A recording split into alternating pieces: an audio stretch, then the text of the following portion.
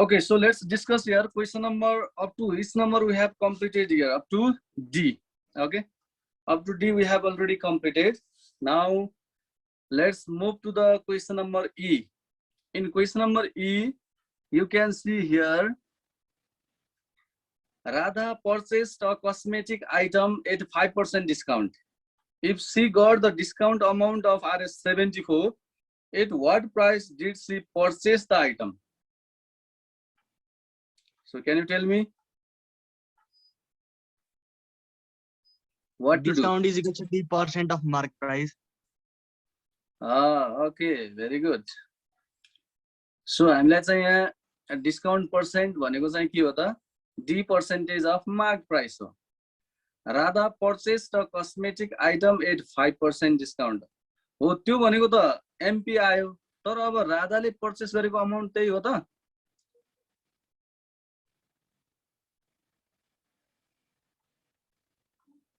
के होला त? किन भन्दा राधाले पर्चेस गरेको कस्मेटिक आइटम त 5% डिस्काउन्ट पछि हो. सो MP जति हो त्यति नै हो.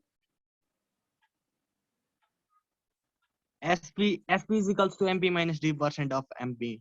त्यसपछि ओके ल त्यो युज गर्दा पनि भयो या त्यो भन्दा अझै सिम्पल के हुन्छ त MP माइनस डिस्काउन्ट अमाउन्ट हो कि हैन? हो. यहाँ चाहिँ सेलिङ प्राइस भनेको राधाले पर्चेस गरेको प्राइस भनेको के हो त? सबकिपरले सेलिङ गरेको प्राइस त हो नि. त्यही भएर selling price of the item भनेको you can simply write MP minus discount amount because MP we will find and discount amount is already given. Okay, so we can easily find the selling price. Selling price भनेको the price that Radha purchased a cosmetic item. Okay, कुन price हो त? राधाले purchase कतिमा purchase गरेको that item. Oh, okay. So okay, now I think you understood. कसैलाई के problem? Do you have any problem? Sir, एकचोटि फेरि भनिदिनु न. E नम्बरको हैन त? ल E नम्बरको म भनौं कि let me do this question on the board. Okay, क्वेशनलाई म बोर्डमै गरिदिन्छु है त. So now you can see here. So I am going to do question number this 2E. Sorry, 2E. I know your question number 3E. Right? 3E. Question number 3E. I am going to do here on a board.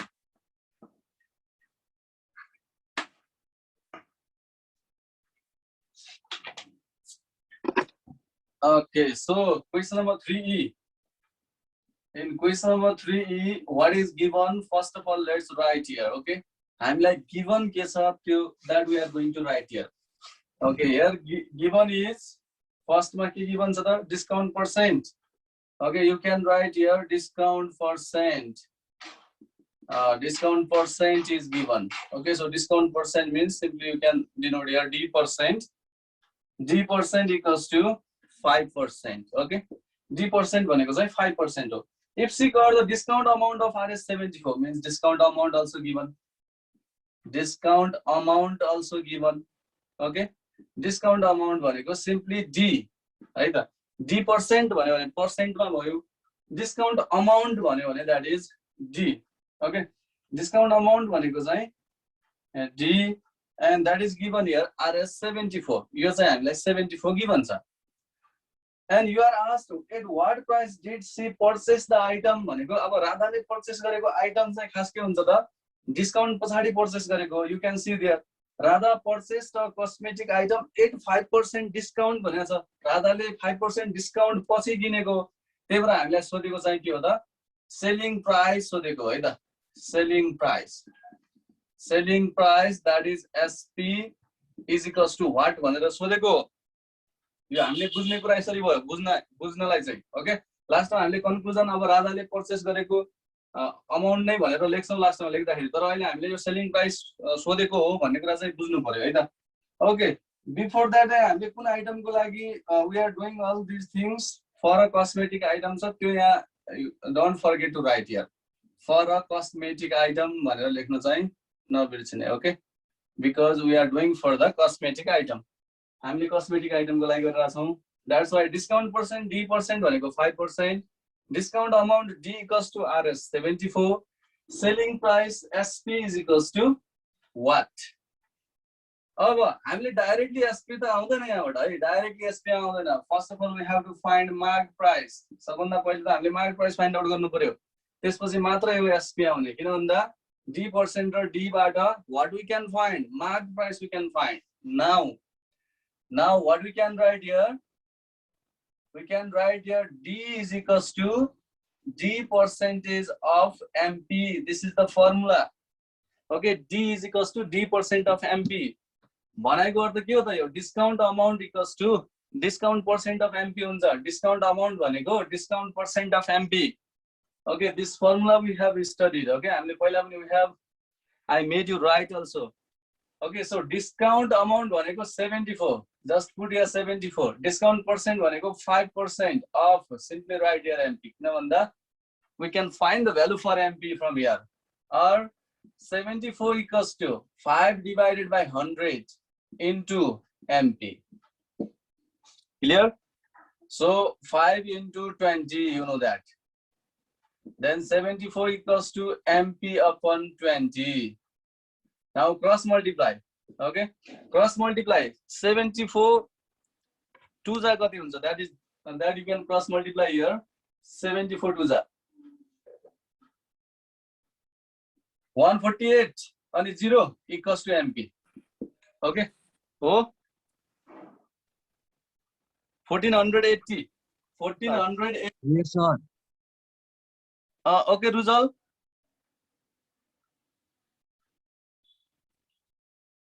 Ruzal, are you asking anything? No, sir. Okay. So mute. Okay, mute.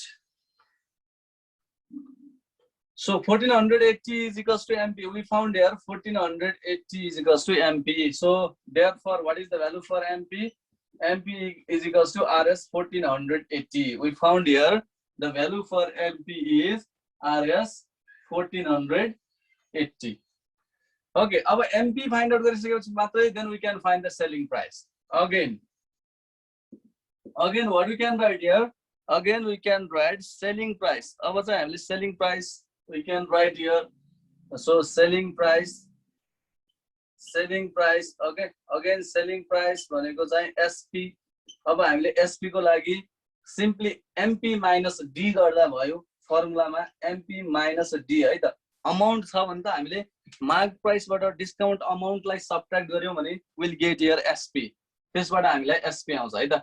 Again, selling price SP equals to MP minus D.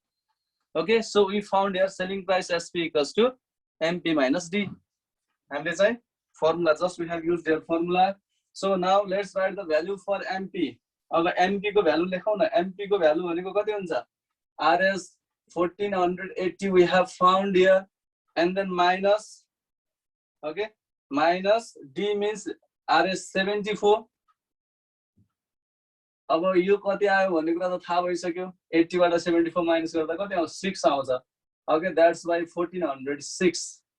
What is the answer here? 1406. तर हामीले conclusion लेख्दा selling price यो हो भनेर लेख्नु हैन. हामीले लेख्नु पर्ने के हो त? Radha what price did she purchase the item भनेको छ. Hence what we have to write? Radha purchased the item at RS 1406 भनेर कन्क्लुजनमा चाहिँ हामीले यसरी मेन्सन गर्नु पर्यो. Okay, Radha purchased the item at RS 1406 मा राधाले किनिन् भनेर लेख्नु पर्यो. वास्तवमा यो के हो त? क्वेशनले हामीलाई सोधेको चाहिँ सेलिङ प्राइस थियो. सबकिपरको पोइन्ट अफ भ्यूबाट हेर्दाखेरि सेलिङ प्राइस थियो.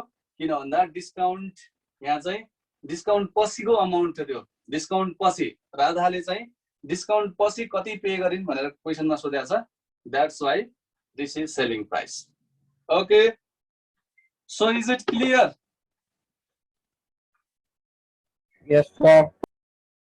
Okay, now if If it is clear, now let's discuss other questions. Okay. So let's see.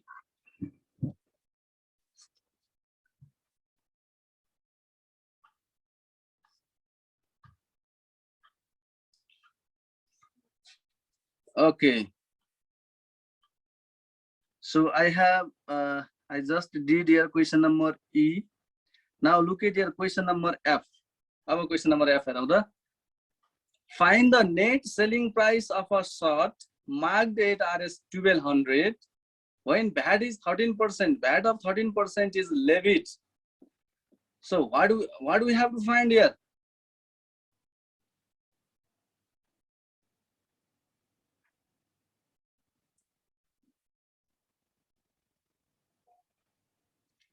What we have to find?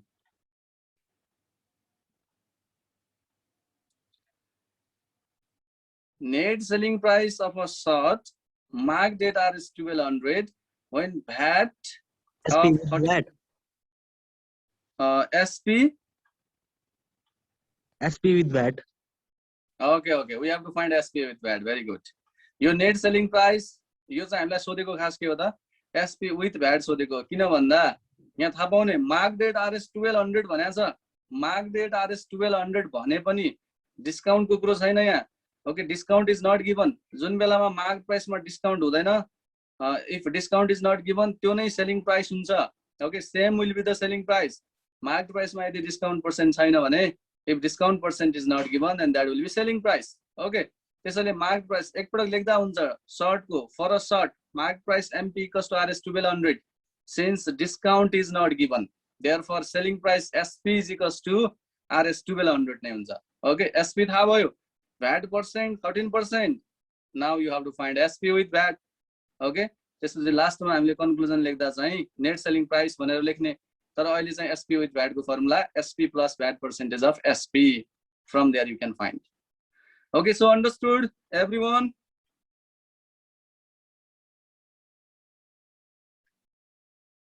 understood or any confusion एकचोटि फेरि भन्दिनु न okay फेरि सुनौ है त यो क्वेशनमा हामीलाई मार्क्ड प्राइस भनेर त भनेको छ मार्क डेट भन्ने बित्तिकै ल सपोज मार्क प्राइस नै हो हैन मार्क डेट भनेको छ हुन त हामीले त्यसलाई डाइरेक्टली SP लेखिदिए पनि फरक पर्दैन किन भन्दा त्यसमा 13% VAT लेभिड हुँदैछ त्यो SP हो भन्दा पनि हुन्छ तर अब मार्क नै भने हुनाले once you can write here marked price MP is equals to RS 1200 you can write marked price okay for a short marked price MP is equals to RS 1200 VAT percent is equals to 13% okay अब यहाँ हामीले के गर्नु पर्यो VAT percent को लागि त SP चाहिन्छ VAT percent केमा एड गर्ने हो त हामीले SP मा एड गर्ने हो so you can write here since discount is not given okay यहाँ डिस्काउन्ट को त कुरै गरेको छैन since discount is not given so SP is equals to MP okay हैन डिस्काउन्ट नट गिवन भएको बेलामा के हुन्छ त SP is equals to MP okay so SP is equals to RS 1200 SP भनेको RS 1200 हुन्छ and then 13% VAT is there SP 1200 then you can find the SP with VAT कसरी find out गर्ने त SP with VAT SP plus VAT percent of SP then that will be the net selling price okay understood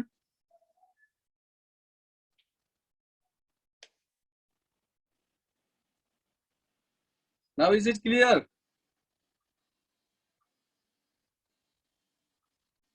Yes, sir.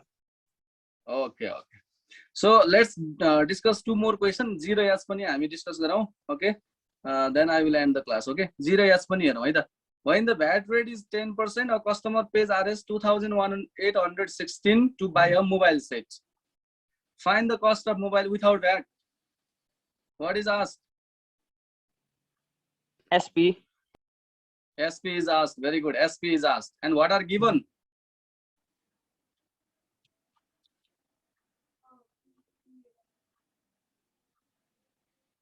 SP with VAT on a VAT percent.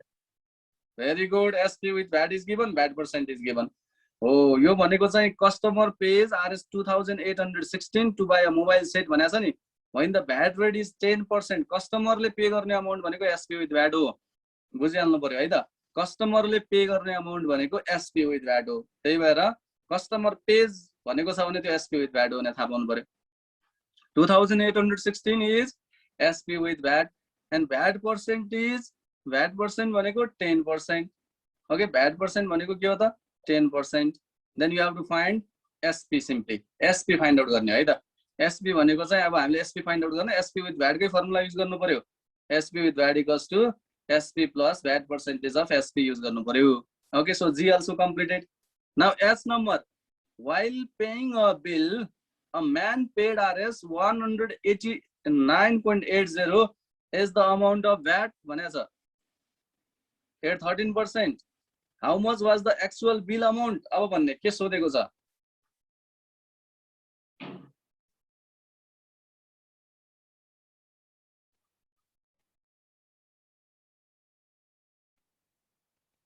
What is asked?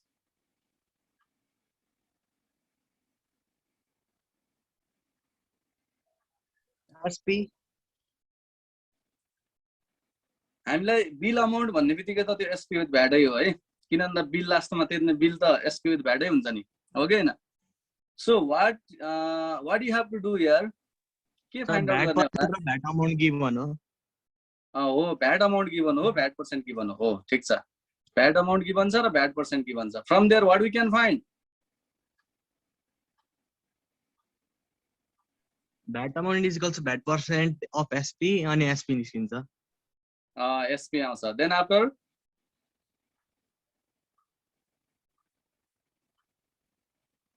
अनि SP plus VAT गरेपछि आइहाल्यो नि SP with VAT. Very good, हो यति नै हो। ल ठीक छ, भेरी गुड है त। हो, एसपी विथ भ्याट को लागि एसपी प्लस भ्याट अमाउन्ट गर्दा भइहाल्यो। एसपी प्लस भ्याट अमाउन्ट हो, त्यो भनेको एक्चुअल बिल अमाउन्ट हुन्छ। Okay, that will be the actual bill amount. Okay,